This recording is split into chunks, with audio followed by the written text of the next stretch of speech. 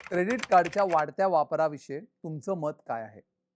माझा पहिला ॲडवाईस असा असेल, क्रेडिट कार्डच्या भानगडीत पडू नका. डेबिट कार्ड घ्या. मोठा फरक असा आहे, की डेबिट कार्ड तुम्ही वापरू शकता, जेव्हा तुमच्या बँकेत पैसे आहेत तोपर्यंतच. आणि जर बँकेत पैसे नसतील, तर ते जे तुम्ही म्हणजे कॅश पेमेंट सारखंच आहे, फक्त त्याला तुम्ही डिजिटली पेमेंट करता. आता अल्टरनेट इज क्रेडिट कार्ड.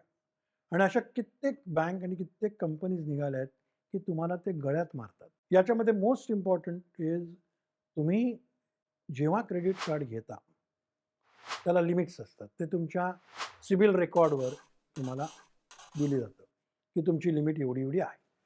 त्या लिमिटमध्येच तुम्हाला त्या महिनाभरात ते वापरायचं असतं. आज तुम्ही समजा 50,000 च्या गोष्टी घेतल्या, तर पुढच्या वेळेला जेव्हा महिन्यात ड्यू होतात, तेव्हा 50च्या 50 भरायला लागतात. पण लोकं काय करतात, तिकडे एक छोटी टर्म असते, मिनिमम बॅलन्स. आणि तो मिनिमम बॅलन्स तुम्ही भरलात, तर तुम्ही क्रेडिट कार्ड वापरू शकता. लोकल बंधन, तुमचा मित्र तुमच्या मदतीला.